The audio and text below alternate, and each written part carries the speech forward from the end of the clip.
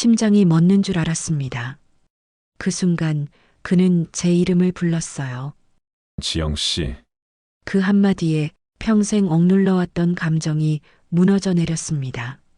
눈앞엔 제 동생의 남편이 있었지요. 민준 씨 이러면 안 돼요. 하지만 이제는 숨기고 싶지 않습니다. 비가 내리는 차 안, 창문을 타고 흐르는 빗물 사이로 우리의 시선이 마주쳤습니다. 그 눈빛 속엔 죄책감보다 더 깊은 그리움이 있었어요. 그날 밤 이후 모든 게 바뀌었습니다. 나는 평생을 아내로만 살았지요. 하지만 그 순간 처음으로 여자로 숨쉬는 느낌이 들었습니다. 이게 사랑일까요? 아니면 돌이킬 수 없는 욕망일까요? 민준 씨, 이제 어떻게 해야 하죠? 저도 모르겠습니다. 하지만 형수님 없이는 이제 살 수가 없습니다. 세상은 우리를 욕하겠지요. 하지만 그날의 그 떨림, 그 눈빛을 잊을 수 없었습니다. 그날 저는 56년 만에 처음으로 느끼는 이 감정.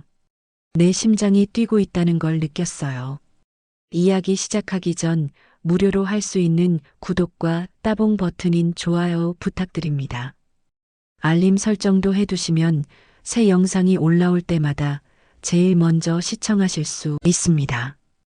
혹시 이야기 어디에서 듣고 계신가요? 지역 이름이나 장소를 댓글로 남겨주시면 감사한 마음으로 한 분 한 분 반갑게 인사드리겠습니다. 감사합니다. 이야기 시작합니다. 저는 올해 56, 이름은 한지영입니다. 결혼한 지 어느덧 32해가 흘렀지요.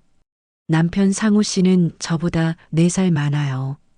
서울 강서구의 아파트에서 평생을 함께 살아왔습니다. 처음엔 다들 부러워했어요. 반듯한 공무원 남편에 얌전한 아내, 예쁜 딸 하나. 그 시절엔 그것만으로도 충분한 행복이라 믿었습니다. 결혼 초엔 소소한 웃음도 있었어요. 퇴근길에 시장 들러 호떡 하나 사오던 남편이 귀엽기도 했죠. 하지만 세월이 흐르면서 그 웃음이 점점 사라졌습니다. 서로의 대화는 줄고 눈빛은 무뎌졌습니다. 이젠 아침밥 차릴 때도 말 한마디 없이 그저 밥그릇만 부딪히는 소리만 들립니다. 여보, 반찬 짜지 않아? 괜찮아요. 그냥 드세요. 그 짧은 대화가 하루의 전부인 날도 많았습니다. 아이를 키우며 젊음을 다 보냈고, 이제는 둘만 남았는데 이상하게 집안이 더 조용해졌어요. 남편은 TV 앞에서 뉴스만 보고 저는 그 옆에서 바느질을 하며 시간을 보냅니다. 서로의 존재가 익숙해진 건지 무뎌진 건지 헷갈릴 때가 많습니다. 하지만 가장 큰 문제는 남편이 저를 여자로 보지 않는다는 겁니다. 결혼 초엔 그래도 애정이 있었어요. 그런데 언제부턴가 손끝 하나 닿지 않더군요. 부부가 침대에서 등을 돌리고 자는 게 언제부턴가 당연해졌습니다. 여보, 우리 내일은 영화라도 볼까요? 피곤해. 그냥 집에 있자. 그 말이 몇 년째 반복되었지요. 결국 저는 더 이상 말을 꺼내지 않았습니다. 그렇게 조금씩, 아주 조금씩 마음이 닫혀갔습니다. 그런데 이상한 건 제 몸은 여전히 살아 있었어요.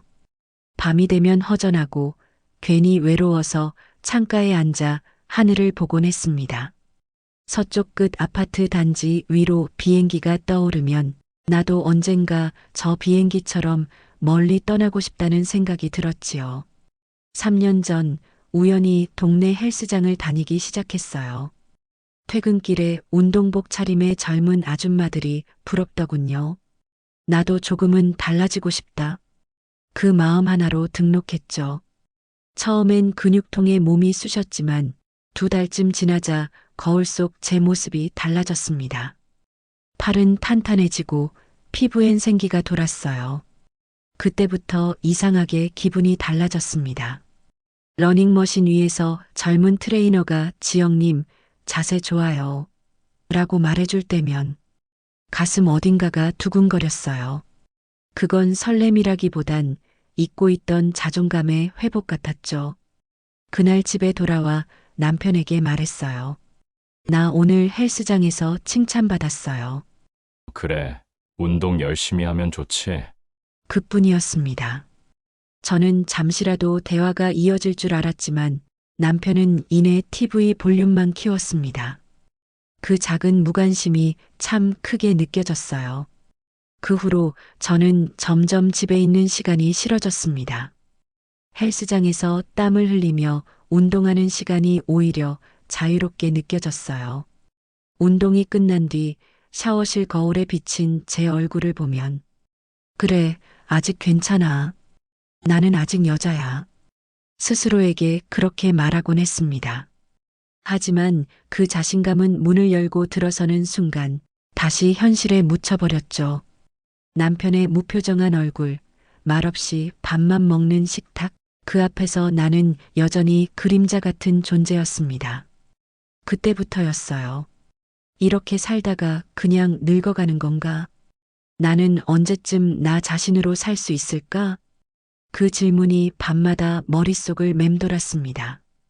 그럴 때마다 옛날 친구들과 통화를 했어요. 다들 비슷했지요.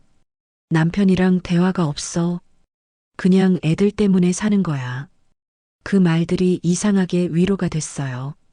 나만 외로운 게 아니라는 사실이 조금은 마음을 놓이게 했거든요. 그러던 어느 해 가을, 동생들이랑 명절을 우리 집에서 보내기로 했습니다. 막내 지혜, 둘째 지민, 그리고 그들의 가족들까지 오기로 했지요. 거실에 이불을 깔고 부엌에선 전 냄새가 풍겼습니다. 그런데 그 명절이 제 인생의 방향을 바꾸게 될 줄은 그땐 상상도 못했습니다. 그날 저녁 부엌의 형광등이 갑자기 나가버렸습니다. 형수님, 제가 갈게요. 위험하잖아요. 지혜의 남편 민준 씨가 의자 위로 올라섰지요. 그때부터 모든 것이 천천히 흔들리기 시작했습니다. 그날 저녁 부엌의 형광등이 갑자기 나가버렸습니다. 음식 준비로 분주하던 부엌이 순식간에 어두워졌지요. 의자를 가져오려는데 민준 씨가 제 쪽으로 다가왔습니다. 형수님, 위험해요. 제가 올라갈게요.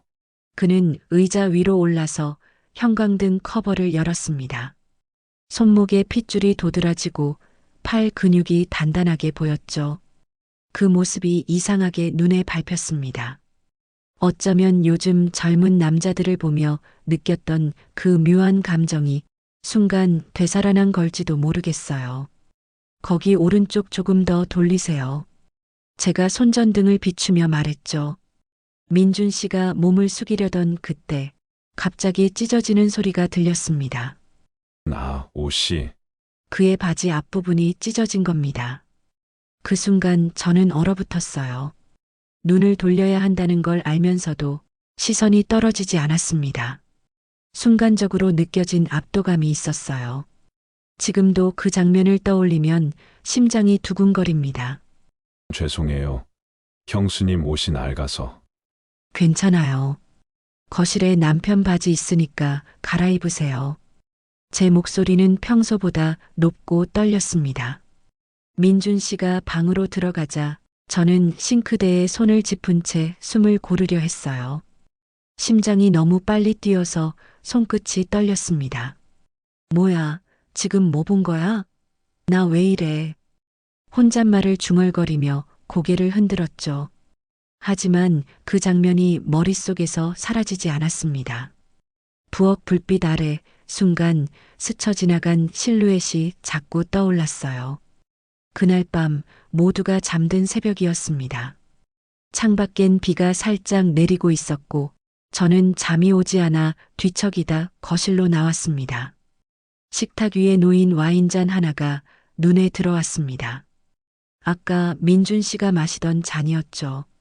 잔을 손에 쥐자 알코올 향과 함께 묘한 감정이 밀려왔어요.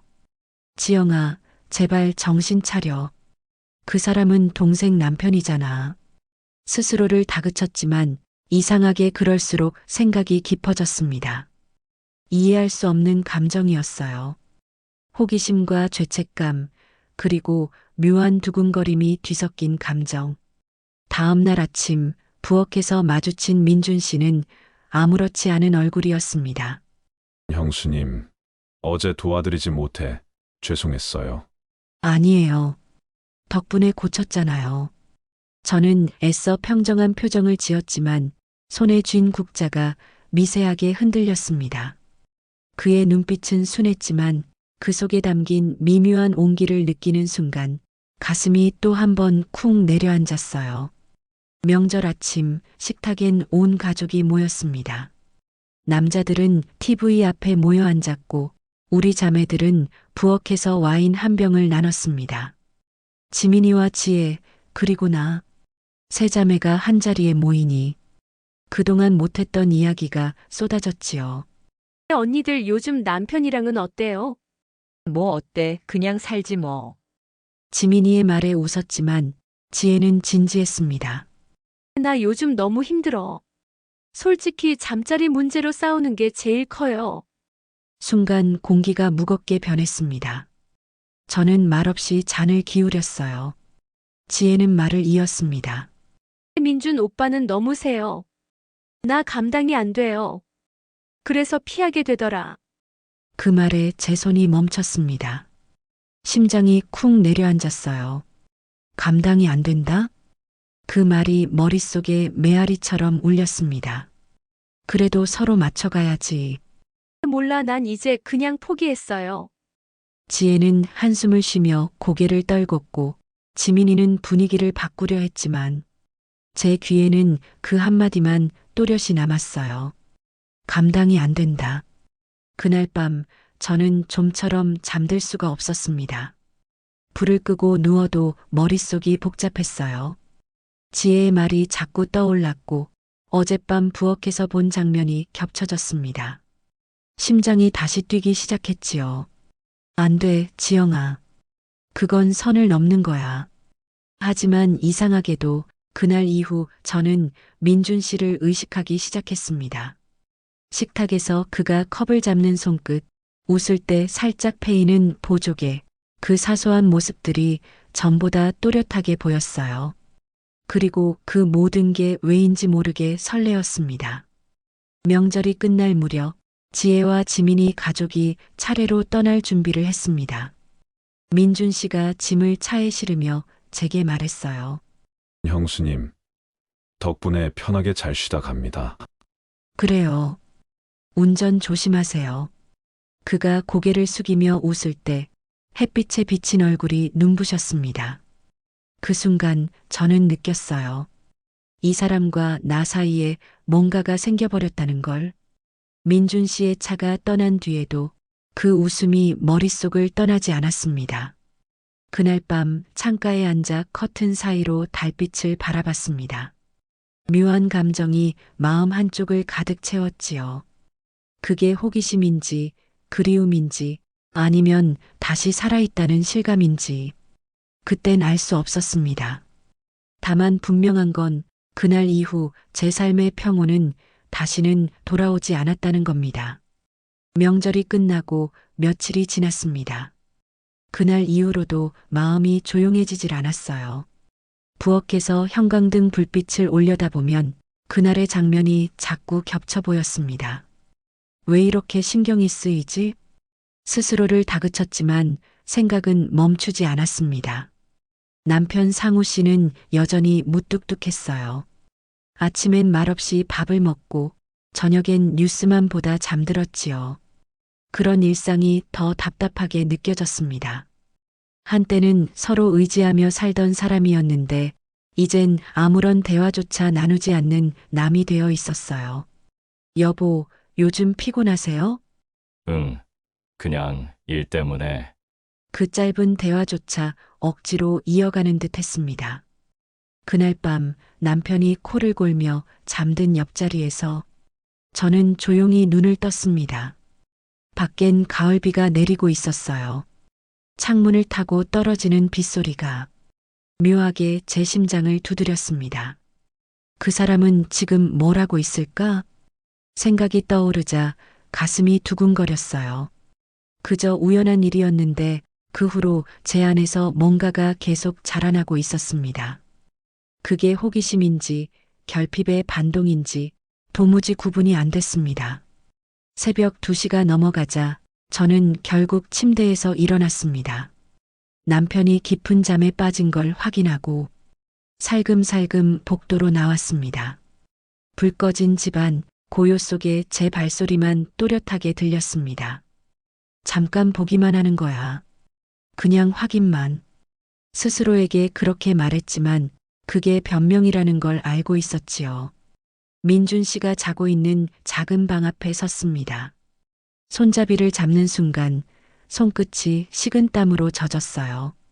문틈 사이로 희미한 불빛이 비쳤습니다. 살짝 문을 밀자 창가에서 들어온 달빛이 방 안을 희미하게 비추고 있었습니다. 그는 평온한 얼굴로 잠들어 있었어요. 그 모습이 이상하게 따뜻하게 느껴졌습니다. 그리고 그때 불빛이 스치는 실루엣이 제 시선을 붙잡았습니다. 순간 숨이 막혔어요. 손으로 입을 막았지만 이미 작은 신음이 새어나왔습니다. 56년을 살면서 느껴본 적 없는 감정이었습니다. 경외감, 떨림, 그리고 알 수 없는 열기. 그 짧은 순간에 저는 완전히 무너졌습니다. 안 돼, 지영아, 이건 잘못이야. 그렇게 속삭이며 황급히 방문을 닫았습니다. 복도를 걸어 돌아오는데 다리가 후들거렸어요. 방으로 돌아와 이불을 덮었지만 눈을 감아도 그 장면이 계속 떠올랐습니다. 심장은 미친 듯이 뛰었고 손끝이 떨렸어요. 내가 지금 미친 건가? 왜 이런 생각이? 하지만 이상하게도 죄책감보다 더 큰 감정은 갈망이었습니다. 한 번도 느껴보지 못한 감각, 평생 닿을 수 없을 것 같았던 세계가 바로 눈앞에 있는 듯 했어요. 다음 날 아침 남편은 출근하고 부엌엔 어제 먹던 반찬이 그대로 놓여 있었습니다. 식탁 의자에 앉아 커피를 마시는데 머릿속이 복잡했습니다. 그냥 잊자, 실수야, 꿈 같은 일이었어. 스스로에게 그렇게 말했지만 마음은 전혀 움직이지 않았습니다. 며칠 뒤 지혜에게서 전화가 왔습니다. 언니, 그날 명절에 고마웠어요. 민준 오빠가 형님 덕분에 많이 편했대요. 그래, 별말을 다 하네. 나야 뭐. 통화를 끊고 나서 한참 동안 핸드폰을 내려놓지 못했습니다. 민준 씨의 이름이 입가에 맴돌았어요. 그 이름 하나만으로도 가슴 한구석이 뜨겁게 달아오르는 걸 느꼈습니다. 그날 이후 저는 괜히 거울을 자주 보게 됐습니다. 외출 전 립스틱을 한 번 더 바르고 헬스장에서도 운동복 대신 밝은색 셔츠를 입었죠. 다른 사람들은 몰랐겠지만 저는 제 안에서 무언가가 바뀌고 있다는 걸 느꼈습니다. 그 주말 민준 씨에게서 문자가 왔습니다. 형수님, 지난번에 말씀하신 된장찌개 레시피 좀 알려주실 수 있을까요? 아, 그거요? 잠깐만요. 사진 찍어서 보내드릴게요. 평범한 대화였지만 그 짧은 문장에 이상하게도 마음이 설렜습니다. 그가 나를 떠올리고 있다는 생각 하나로 그날 하루가 다르게 느껴졌어요. 밤이 되자 창가에 앉아 있었습니다. 거리엔 불빛이 반짝이고 아파트 창문마다 사람들의 그림자가 오갔습니다. 나는 한참 동안 창문을 바라봤어요. 내가 지금 어디쯤 와 있는 걸까? 돌아갈 수 있을까? 그런 생각이 꼬리에 꼬리를 물었습니다. 하지만 그날 이후부터 제 일상은 조금씩 달라졌습니다. 남편의 말이 귀에 들어오지 않았고 헬스장에서 흘리는 땀조차 다른 의미로 느껴졌어요. 아주 작은 바람에도 가슴이 뛰었습니다. 그리고 마음 한구석에서 들려오는 속삭임. 한 번쯤은 나도 살아보고 싶다. 그날 밤 꿈을 꿨습니다. 비 내리는 길 위에 민준 씨가 서 있었어요. 저를 보며 웃고 있었죠. 가까이 다가가려는 순간 누군가 제 손을 끌어당겼습니다. 눈을 떴을 땐 새벽 4시, 심장이 쿵쾅거리고 있었습니다. 그때 알았어요. 이건 단순한 호기심이 아니라는 걸. 이미 제 마음은 그를 향해 움직이고 있었던 겁니다. 그날은 유난히 바람이 강했습니다. 하늘엔 먹구름이 몰려왔고 창밖에 나무가지들이 흔들릴 때마다 제 마음도 함께 흔들렸습니다. 며칠 전부터 민준 씨 생각이 머릿속에서 떠나질 않았어요. 별일 아니라고, 단지 착각이라고 수없이 되뇌었지만 그럴수록 그가 더 또렷하게 떠올랐습니다. 그날 저녁 남편 상우 씨가 말했습니다. 내일 회사 사람들하고 등산 좀 다녀올게. 그래요. 다녀오세요. 그 한마디가 제게는 이상하게 들렸습니다. 혼자 있는 시간이 생겼다. 머릿속에 번개처럼 스쳤죠. 그리고 곧바로 스스로를 다그쳤습니다. 지영아, 제발 정신 좀 차려. 그러면 안 돼. 하지만 이상하게도 마음이 불안했습니다. 밤새 뒤척이다가 결국 휴대폰을 들었어요. 민준 씨에게 문자를 보냈습니다. 혹시 오늘 근처 오시나요? 된장 좀 나눠드리려고요. 문자를 보내고 나서 심장이 터질 듯 뛰었어요. 그가 답하지 않기를 바라면서도 한편으론 답이 오길 간절히 바랐습니다. 잠시 후 화면이 반짝였어요. 지금 마트 쪽 들렀는데 잠깐 뵈어도 될까요? 그 짧은 문장에 온몸이 뜨거워졌습니다. 그래, 된장만 전해주면 되는 거야. 스스로를 합리화하며 냉장고에서 된장을 꺼내 가방에 넣었습니다. 밖으로 나가니 비가 막 내리기 시작했어요. 비를 피해 카페로 들어갔습니다. 잠시 뒤 문이 열리며 민준 씨가 들어왔습니다. 검은 우산을 접으며 미소 짓는 그의 얼굴을 보는 순간 시간이 멈춘 듯 했어요. 형수님, 비 많이 오네요. 그러게요. 날이 갑자기 이렇네요. 그의 옷에서 빗물이 떨어지고 카페 조명이 반짝이며 그 눈빛을 비췄습니다. 우리는 마주 앉았지만 서로의 시선을 쉽게 피하지 못했습니다. 잠시 대화가 끊겼습니다. 창밖으로 비가 흘러내리는 소리만 들렸어요. 그때 그가 조용히 입을 열었습니다. 형수님, 솔직히 여쭤봐도 될까요? 네, 말씀하세요. 그날 밤, 왜 제 방 앞에 오셨나요? 순간 숨이 멎는 것 같았어요. 컵을 들고 있던 손이 덜덜 떨렸습니다. 무슨 말을 해야 할지 몰라 머리가 하얘졌어요. 그게 그냥 잘못된 행동이었어요. 아니요, 그건 단순한 실수 같지 않았습니다. 그의 목소리는 조용했지만 단호했습니다. 그 순간 제 마음속에 있던 마지막 벽이 무너지는 소리가 들렸어요. 사실은 입술이 저절로 움직였습니다. 그날 이후 계속 생각났어요. 미안해요. 제 고백은 떨리고 있었지만 숨길 수 없는 진심이었습니다. 저도요. 그 한마디에 공기가 멎은 듯 했어요. 비가 유리창을 두드리는 소리가 더 크게 들렸습니다. 우리는 아무 말도 하지 않았습니다. 대신 서로의 눈빛이 모든 걸 말해주고 있었어요. 카페를 나왔을 때 비는 더 거세졌습니다. 그가 우산을 들고 제 어깨 위로 살짝 기울였습니다. 비에 젖은 공기 속에서 그와 가까워진 순간 심장이 미친 듯이 뛰었습니다. 형수님, 집에 바래다 드릴게요. 괜찮아요. 버스 타면 돼요. 비도 오는데요. 그가 손에서 우산을 살짝 제 쪽으로 당길 때 우리는 한참 동안 말없이 걸었습니다. 비 냄새, 젖은 옷의 온기, 그 모든 게 낯설고도 짜릿했어요. 아파트 앞에 도착했을 때 그는 잠시 발걸음을 멈췄습니다. 형수님, 오늘은 그만 들어가세요. 그의 목소리는 낮고 조용했지만 그 안에 담긴 떨림이 느껴졌어요. 저는 고개를 끄덕이며 말했습니다. 고마워요. 조심히 들어가요. 그리고 몇 걸음 떼는 순간 뒤에서 그의 목소리가 들렸습니다. 민준 지영 씨, 순간 발이 멈췄어요. 그가 제 이름을 부른 건 처음이었습니다. 비가 내리는 거리, 그 한마디가 마음 깊은 곳을 건드렸습니다. 뒤돌아보니 그는 우산을 든 채 그대로 서 있었습니다. 눈빛이 떨리고 있었지만 분명했어요. 이 마음 숨길 수 없을 것 같습니다. 그 말이 귓가를 울렸습니다. 그때 제 입에서도 저도 모르게 말이 나왔습니다. 나도 그래요. 비가 그쳤는지 눈물이 섞였는지 알 수 없었습니다. 우리는 서로를 바라본 채 한참 동안 서 있었습니다.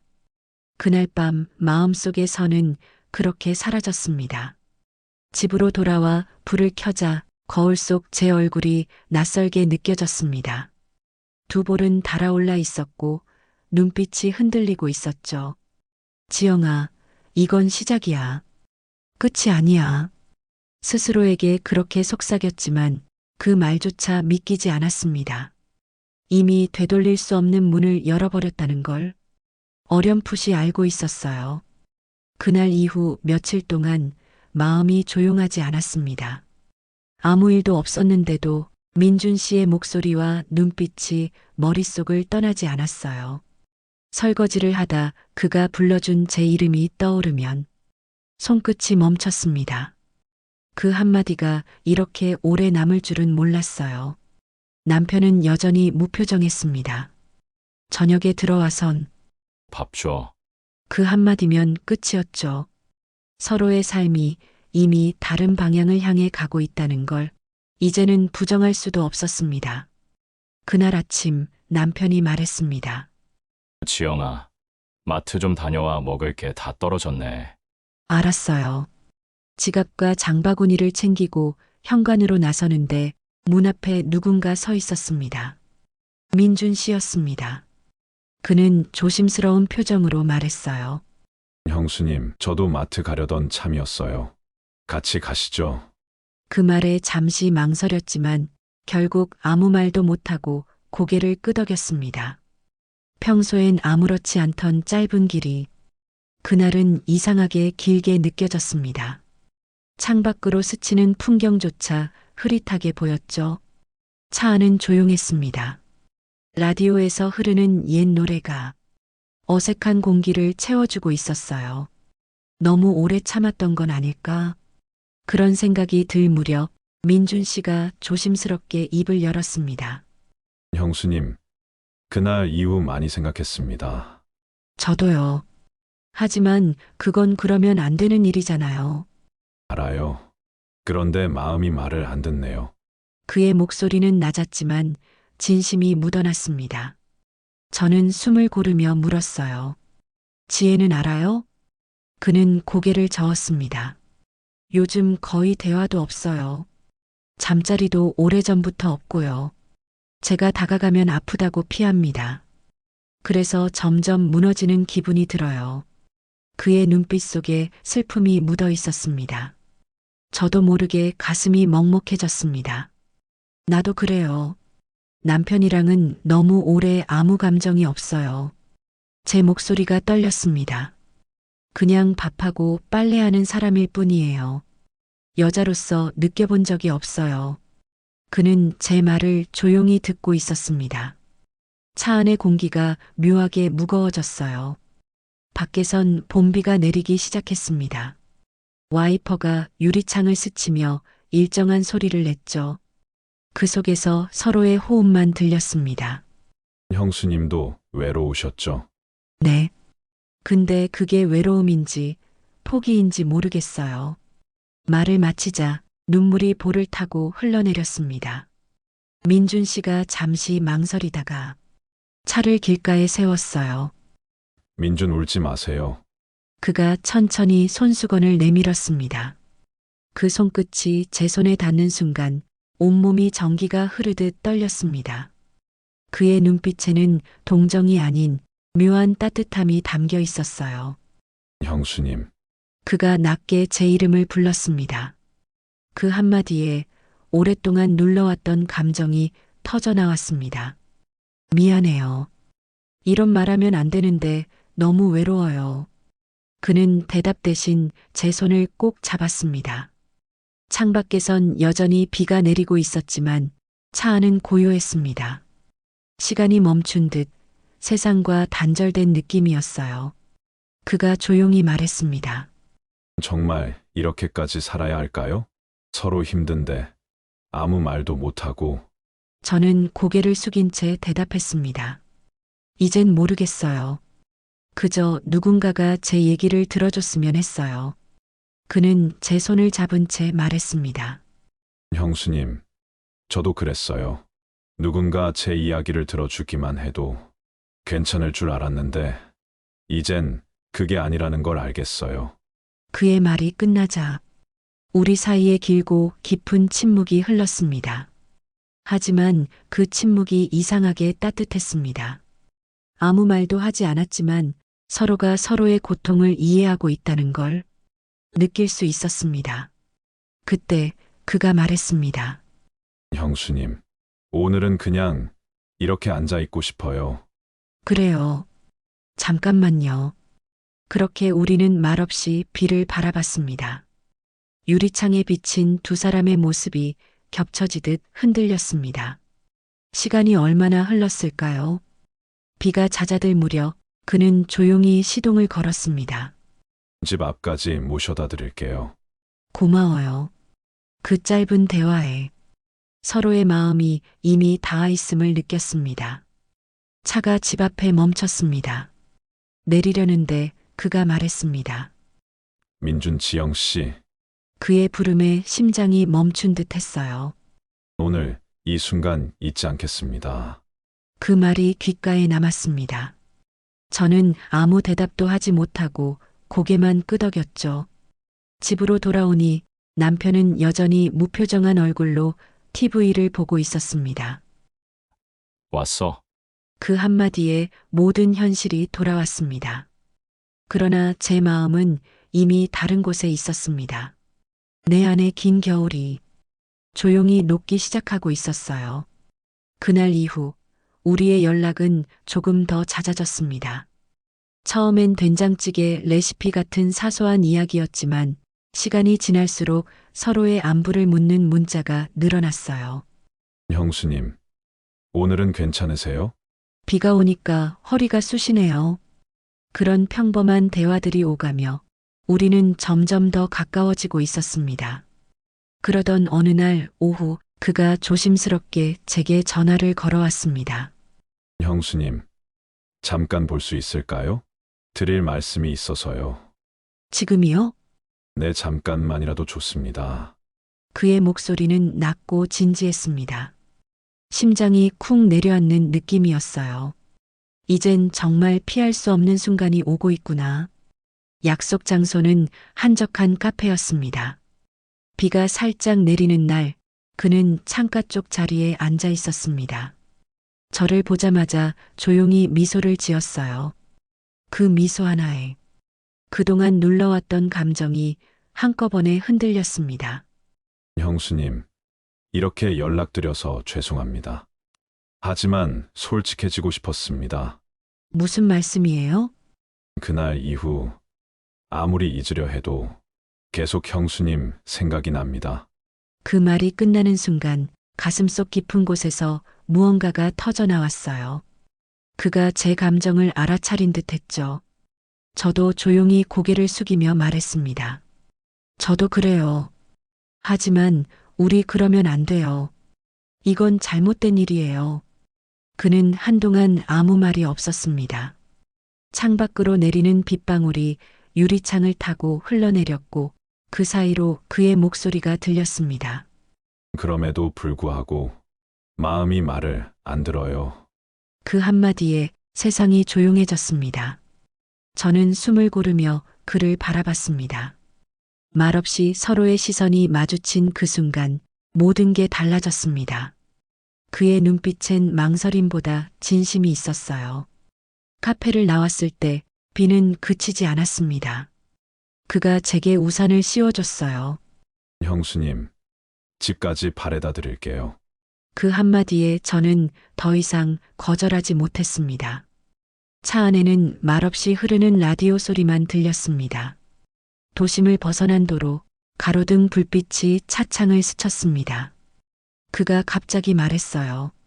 지영 씨, 우리 이렇게 살아도 괜찮을까요? 그 말에 저는 조용히 대답했습니다. 모르겠어요. 하지만 지금 이 순간만큼은 살아있는 것 같아요. 차가 멈췄습니다. 빗소리가 잦아든 어두운 골목이었어요. 그는 조용히 제 쪽을 바라보았습니다. 이젠 저도 더는 참을 수 없을 것 같습니다. 그 목소리는 떨렸지만 단호했어요. 그 순간 저도 알았습니다. 우리가 이미 너무 멀리 와버렸다는 걸, 돌아갈 수 없다는 걸 알면서도 마음은 멈추지 않았어요. 민준 씨, 그의 이름을 불렀을 때 제 목소리는 이미 답을 대신하고 있었습니다. 시간이 얼마나 흘렀는지 모릅니다. 밖에선 비가 그치고 창문 틈 사이로 희미한 새벽빛이 스며들었어요. 서로의 손을 잡은 채 우리는 말없이 숨을 고르고 있었습니다. 그 어떤 말도 필요 없었어요. 이제 서로가 서로의 공허를 채우고 있다는 걸 묵묵히 느낄 수 있었으니까요. 지영 씨, 이제 어떡하죠? 그가 낮게 물었습니다. 모르겠어요. 하지만 후회는 안 해요. 제 대답에 그는 조용히 고개를 끄덕였습니다. 집으로 돌아오는 길, 창밖에 펼쳐진 새벽의 도시가 낯설게 보였습니다. 그동안 당연하게 느껴졌던 일상이 이제는 다른 세상처럼 멀리 느껴졌어요. 나는 어디로 가고 있는 걸까? 그 질문이 떠올랐지만 그때의 저는 멈출 수 없었습니다. 현관문을 열자 남편이 거실 소파에서 잠든 채 TV를 켜놓고 있었습니다. 조용히 그 앞을 지나 방으로 들어갔습니다. 거울 앞에 서서 한참을 서 있었습니다. 눈가에는 피곤이 묻어 있었지만 어딘가 빛이 돌고 있었어요. 지영아, 이제 돌아갈 수는 없겠지. 스스로에게 그렇게 중얼거렸습니다. 그리고 알았습니다. 이제 내 인생은 완전히 달라졌다는 것을. 한 번도 느껴보지 못한 설렘과 두려움이 같이 존재하고 있었어요. 그게 바로 돌이킬 수 없는 선택의 대가였습니다. 사람의 비밀은 오래 숨길 수 없다고 하죠. 우리가 나눈 조심스러운 시간도 결국 흔적을 남기고 말았습니다. 그날도 평소처럼 민준 씨와 마트에서 잠시 마주치기로 했습니다. 하지만 어쩐지 이상한 예감이 들었어요. 그날따라 하늘은 잔뜩 흐려 있었고 가슴 한쪽이 이유 없이 쿵쾅거렸습니다. 민준 씨는 평소보다 말수가 적었습니다. 형수님, 오늘은 뭔가 불안하네요. 왜요?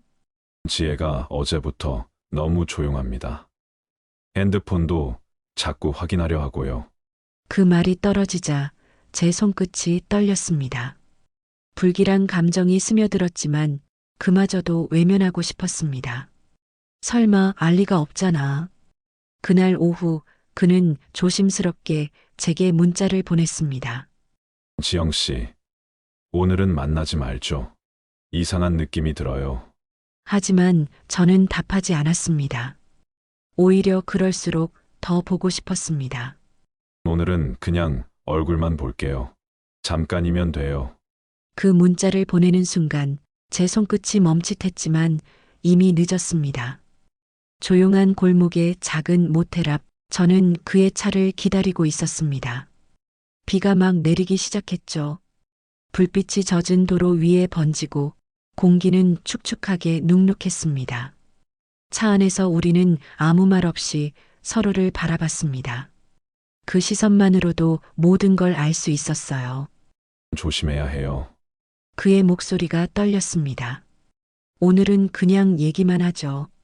그래요. 하지만 세상은 우리가 생각한 것보다 훨씬 빠르게 우리를 따라잡았습니다. 복도 끝에서 발소리가 들렸습니다. 낯익은 여자의 목소리. 여보 나와. 순간 온몸이 굳어버렸습니다. 문이 쾅쾅 울렸고 민준 씨의 얼굴은 하얗게 질렸습니다. 지혜야, 잠깐만. 오해하지 마. 오해. 지금 이게 오해야? 문이 열리자 지혜의 눈동자가 번쩍 빛났습니다.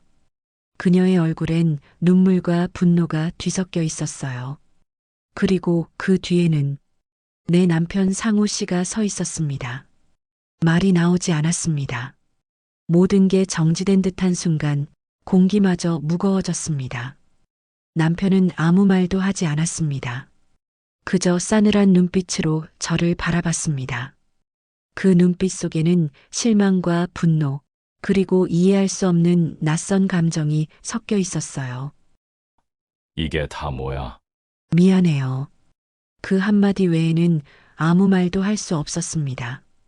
지혜는 바닥에 주저앉아 울었습니다. 언니가 어떻게 이럴 수가 있어요? 내 남편이에요. 그녀의 울음소리가 복도에 울려 퍼졌습니다. 결국 우리는 각자의 배우자와 함께 집으로 돌아왔습니다. 양가 가족이 모두 모였어요. 무겁고 차가운 공기가 거실을 가득 채웠습니다. 어머니는 고개를 떨군 채 눈을 감고 계셨고 지혜는 울음을 멈추지 못했습니다. 언니 말 좀 해봐요. 왜 그랬어요? 저는 한참 동안 아무 말도 하지 않았습니다. 눈물이 앞을 가렸지만 결국 입을 열었습니다. 미안해. 하지만 나도 사람이야. 그리고 여자야. 그 말이 거실에 울려 퍼졌습니다. 남편이 벌떡 일어났습니다. 상우, 그게 지금 변명이 돼? 당신은 한 번이라도 나를 여자로 본 적 있어요? 그의 입술이 떨렸습니다. 그는 아무 말도 하지 못했죠. 거실은 숨소리조차 들리지 않을 만큼 고요했습니다. 지혜는 고개를 흔들며 울었습니다. 언니, 정말 너무해요. 난 언니 믿었는데. 그때 어머니가 낮게 말씀하셨습니다. 지영아, 그만해라. 사람이 아무리 외로워도 그건 아니지 않니? 그 말에 저는 눈을 감았습니다. 맞아요. 어머니 말씀 맞아요. 근데 저는 평생 참았어요. 그리고 이제야 깨달았어요. 사람은 너무 오래 참으면 결국 무너진다는 걸. 그 말에 남편이 냉정하게 말했습니다. 이혼하자. 그 한마디가 떨어지는 순간 모든 소리가 멈췄습니다. 지혜도 고개를 들며 말했습니다. 민준 씨, 당신도 나가요. 민준 씨는 고개를 숙인 채 아무 말도 하지 않았습니다. 그날 밤 모든 게 끝났습니다. 결혼 서류, 가족, 이름, 관계. 그 어떤 것도 예전과 같을 수 없었습니다. 하지만 이상하게도 눈물 뒤엔 묘한 평온이 찾아왔습니다. 내가 선택한 길의 끝을 마주했다는 사실 때문이었을까요? 집을 나서며 마지막으로 뒤돌아봤습니다. 남편의 얼굴엔 분노도 슬픔도 남아 있었습니다. 그 모든 감정이 섞인 채 그는 말없이 등을 돌렸습니다. 그리고 그 순간 저는 알았습니다. 이제 정말 끝이라는 걸. 민준 씨가 밖에서 기다리고 있었습니다. 그는 조용히 제게 손을 내밀었어요. 이제 같이 갑시다. 저는 그 손을 잡았습니다. 폭풍이 지나간 자리에 남은 건 우리가 감당해야 할 새로운 삶뿐이었어요. 그날 이후 모든 게 빠르게 정리되었습니다. 남편과의 이혼 서류는 며칠 만에 도장이 찍혔고 민준 씨 역시 지혜와의 관계를 끝냈습니다. 서류 한 장으로 30년 세월이 사라지는 게 이렇게 간단한 일일 줄 몰랐어요. 눈물이 나왔지만 그건 후회의 눈물이 아니었습니다. 오히려 오래 묵은 고통이 흘러나가는 기분이었지요. 며칠 뒤 우리는 함께 서울을 떠났습니다. 지나온 도시의 불빛이 멀어질수록 마음이 가벼워졌습니다. 기차 창문 밖으로 흐르는 풍경을 보며 서로 아무 말도 하지 않았지만 그 침묵이 이상하게 편안했습니다. 새로운 시작이 두렵지 않았어요. 우리가 도착한 곳은 남해 근처의 조용한 항구 마을이었습니다. 낡은 선착장 옆으로 바닷바람이 불어왔고 작은 방 2칸짜리 월세집을 얻었습니다. 창문을 열면 파도 소리가 들렸어요. 모든 게 새로웠고 그 낯설미 오히려 위로가 됐습니다. 첫날 밤 우리는 라면 한 그릇을 나눠 먹었습니다. 젓가락이 부딪히며 소리가 났고 서로 눈이 마주쳤습니다. 그때 민준 씨가 말했어요. 이렇게 웃는 모습 처음 봅니다. 나도요. 이렇게 마음이 편한 건 오랜만이에요. 우리는 그날 밤 아무 말 없이 바다를 바라봤습니다. 지금까지의 모든 고통과 후회가 조용히 멀어지는 파도처럼 사라지는 기분이었어요. 다음 날부터 일상을 새로 시작했습니다. 저는 마을 마트에서 계산원으로 일하게 되었고, 그는 근처 식당 주방에서 하루를 보냈습니다. 힘들었지만 마음은 가벼웠습니다. 퇴근 후 함께 저녁을 먹고 서로의 하루를 나누는 것만으로도 충분했어요. 어느 날 식사 후 작은 텔레비전에서 재방송 드라마가 흘러나왔습니다. 여주인공이 울며 말하더군요. 사랑은 나이에 갇히지 않아요. 그 대사를 들으며 문득 웃음이 났습니다. 민준 씨도 고개를 돌려 웃었죠. 지영 씨, 그 말이 꼭 우리 이야기 같네요. 그러게요. 세상은 뭐라 해도 난 지금이 좋아요. 그 말에 민준 씨가 제 손을 잡았습니다. 그 손은 거칠었지만 따뜻했어요. 고맙습니다.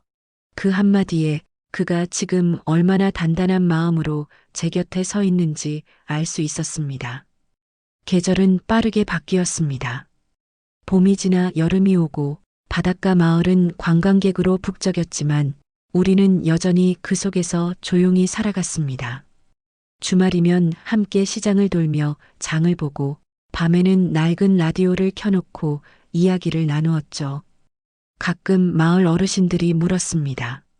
두 분은 부부세요? 그럴 때마다 우리는 웃으며 대답했어요. 네, 이제 막같이 살기 시작했어요. 거짓이 아니었어요. 우리는 법적인 서류보다 마음으로 더 깊이 묶인 관계가 되었으니까요. 어느 저녁 노을이 붉게 번진 바닷가를 걸었습니다. 파도에 발을 담그고 하늘을 올려다봤어요. 햇빛이 잦아드는 그 시간 서로의 그림자가 모래 위에서 하나로 겹쳤습니다. 민준 씨가 말했습니다. 지영 씨, 우리 정말 다시 태어난 것 같지 않아요?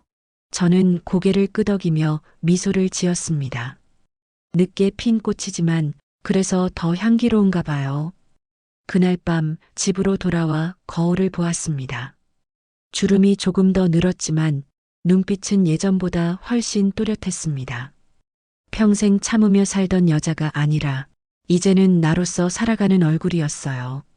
그걸 보고 저도 모르게 웃음이 났습니다. 세상은 여전히 우리를 좋게 보지 않을 겁니다. 사람들의 시선은 차갑고 소문은 오래 남겠죠. 하지만 이제는 괜찮아요. 내 인생을 대신 살아줄 사람은 없으니까요. 사랑은 타인의 허락이 아니라 내가 나를 용서하는 순간 시작된다는 걸 이제는 압니다. 오늘도 마을 언덕길을 걸어 내려오며 생각합니다. 행복은 거창한 게 아니구나. 서로의 손을 잡고 같은 하늘 아래서 웃을 수 있다면 그걸로 충분하다는 걸요. 늦게 피었지만 우리는 지금 가장 찬란하게 피어 있습니다. 혹시 지금 이 영상을 보고 계신 당신도 세상의 시선에 묶여 있다면 기억하세요. 사람은 언제든 다시 피어날 수 있습니다. 사랑은 늦게 찾아와도 결코 작지 않습니다. 오늘의 이야기가 마음에 닿았다면 구독과 좋아요로 응원해 주세요. 당신의 응원이 다음 이야기를 이어가는 힘이 됩니다. 감사합니다.